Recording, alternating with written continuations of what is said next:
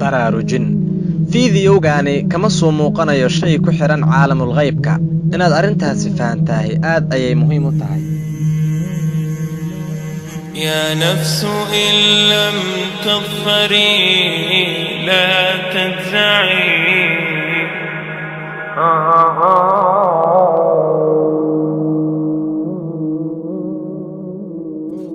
All the praises for Allah. Allah, who is the author allaha abuuray shay kasta of existence and the ee most kariimka u ah dadka uu abuuray while he is also waa allaha awoodda badan ee dadka ka sareeya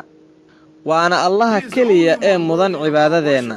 having no partners, no associates, ayadoona shirki loo sameynaynin iyo wax la mid ah no one ma jiro wiil consult walaa gabar ma jiro axad oo alle la tashto ma jiro qofna ma jiro shay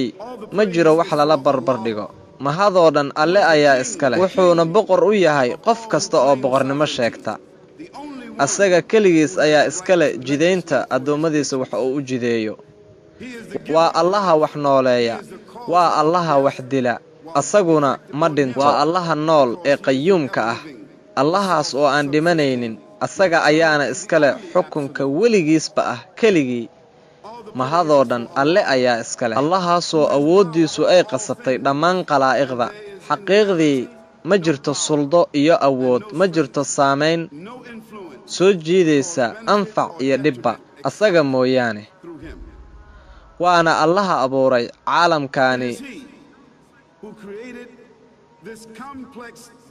waxa aan u jeedno iyo waxa aanan u jeedinba kan la dareemayo iyo kan aan la dareemaynba dhulka iyo waxa ku dul sugan iyo waxa gudihiisa ah waa allaha soo diray dhammaan rususha ambiyada calayhimussalaam risaalada keliya waa tawxiidka qaaliska ah taasoo si fudud la macno ah inuusan mudnayn cibaadada weligeedba uusana mudnayn daacada ilaa allaha qaadirka mooyaane allaha waaxidka ah allaha iyadoona arrintaasi wax shirki ah aan lagu samaynaynin risaalaadkii hore taasoo caalamka beddeshay meelo laga soo diray rusul risaalooyinka sida aan ognahayba waa la beddelay oo waa la taxriifiyey xitaa rusushii la imaadeen magacyadoodii waa la hilmaamay annaguna si guud oo keliya ayaan u ognahay maxaa yeelay alle ayaa qur'aanka inoogu sheegay ولقد بعثنا في كل أمة رسولا أن يعبدوا الله واجتنبوا الطاغوت dhab ahaan waxaan ka soo saarnay ummad kasta rasuul kaasoo dhahayay ilaahay caabuda kana fogaada daaquudka tani waa risaalada asaasiga ah waana la xifdiyey islaamka dariiqo aan loo xifdin kuwii hore has been preserved in Islam in a way that it was never preserved before. ma ahan sababtu in risaaladu ay kala duwan tahay waa isla risaaladii balse sababtu waa inuusan imaanaynin nebi ka dambeeyay nebi moxamed sallallahu calayhi wasallam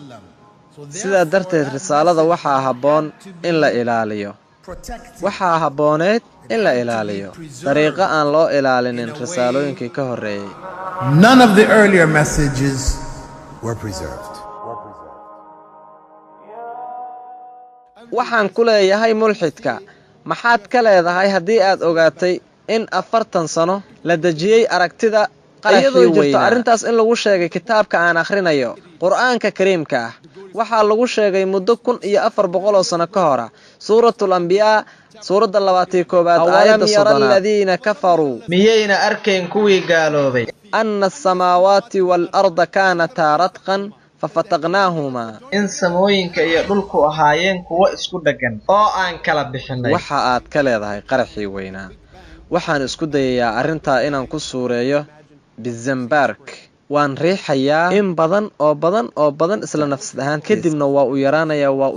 marka yaraanayana waxa aan kaydiyay qayb weyn awooda oo ku dhex sugan zambarka marka kadibna waan ka tagayaa waa u qarxayaa abuuridda koonka oo aan ogaanay muddo 40 sano oo hadda tagtay mar horeba waxaa lagu sheegay kitaabka Qur'aanka Kariimka ah muddo 1400 sano ka hor yey suurtagal u ahayd arinta inuu ku sheego Qur'aanka mulxidku wuxuu leeyahay laga yaabay inuu qof uun qoray laga yaabay inay ahayd wax mala ah ama wahmi ah insaanka iyadoo la fiirinayo waxa uu yahay xagee buu ka yimid muxuu qabanayaa waxa agtiisa ah waxyaabo ku saabsan in la ogaado muxuu halkaa u joogaa sidee baad halkaa ku timid hadaf ma laga leeyahay arinta haday jawaabtu tahay maxay kan kaliya ee awooda dhab ahaan inuu uga jawaabo su'aashaas waa Allaha Khaaliqa ah hadii uu jiro halkaa Khaaliq arintu waxay u noqonaysaa asaga in uu noo sheego muxuu noo abuuray muxuu naga doonayaa maxay tahay danta xaqiiqada iyo hadafka xaqiiqada ee nolosha Ilaahi waa uu cadeeyay dadka laga soo bilaabo xilligii Aadam ilaa hadda waa uu cadeeyay waxa uu dadka ka doonayo waana shay basiid ah waa inaan caabudno keligii aanan shirki u sameeynin dhab ahaantii waxaan ognahay noloshaana inay tahay imtixaan Alle subhanahu wa ta'ala na marinayo sida darteed waan la dalayaa hadana waan dhimanaynaa maxaa yeelay waxa laazim ah in qof kasta agtiisa ay tahay bilow iyo dhamaasho si noole imtixaan nolosha aakhiro markay dhamaato noloshan qofna ma dhima doono mar dambe weligii ha ahaado shakhsi wanaagsan ama mid xun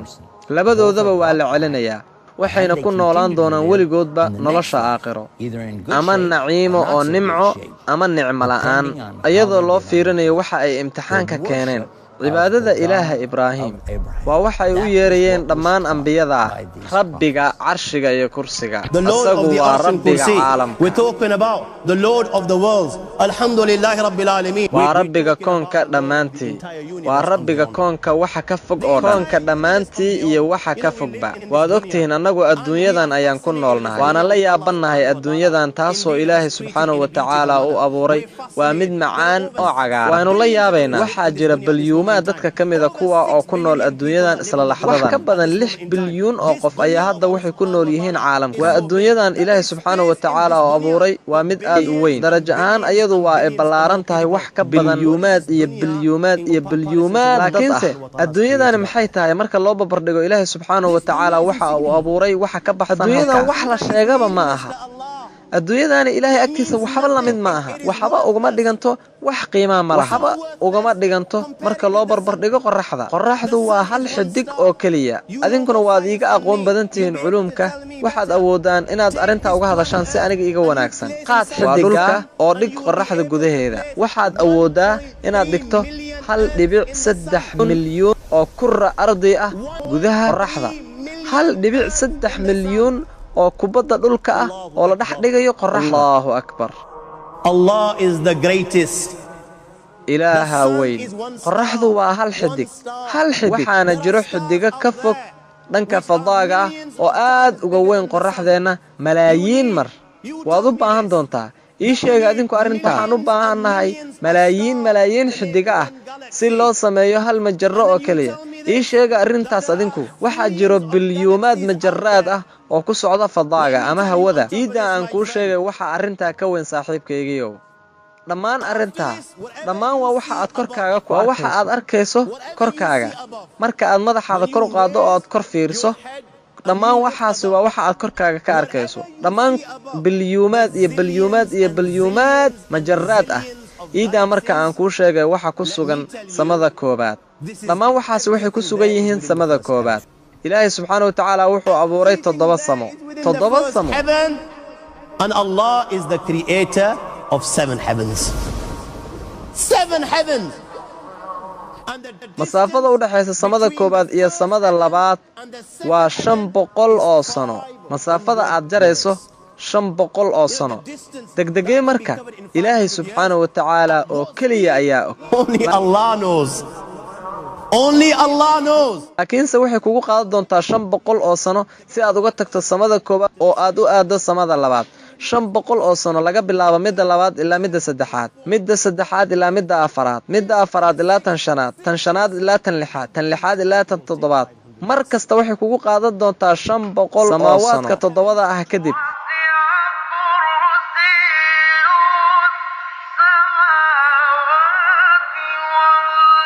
وسع كرسيه السماوات والأرض دمانتين واحد أخرنيسان آية الكرسي دمانتين واد أكتهن آية الكرسي واتقان أرنتا كدب كرسي الله سبحانه وتعالى واتقانين سماوات كانت الضباضة أحيان كهد لأنه أنقو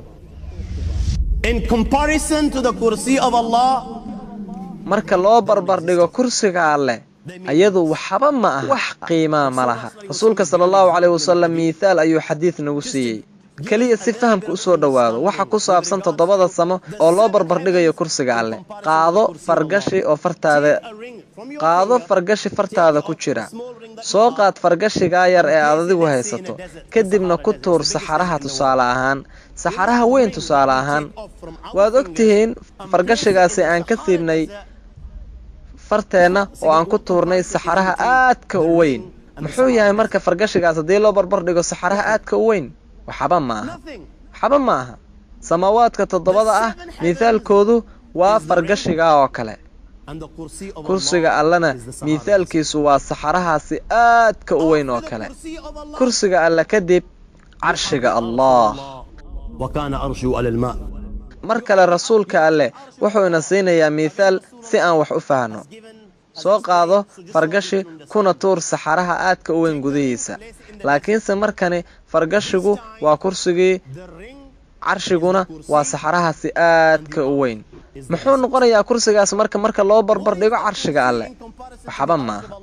kadibna malaa'igta ayaad ogaanaysaa taasoo qaadaysa carshiga Allah madaxa malaga ayaga kamidana uu joogo samada toddobaad lugtiisana ay joogto dhulka kan ugu hooseeya waa kaasi Allah rabbiga carshiga iyo kursiga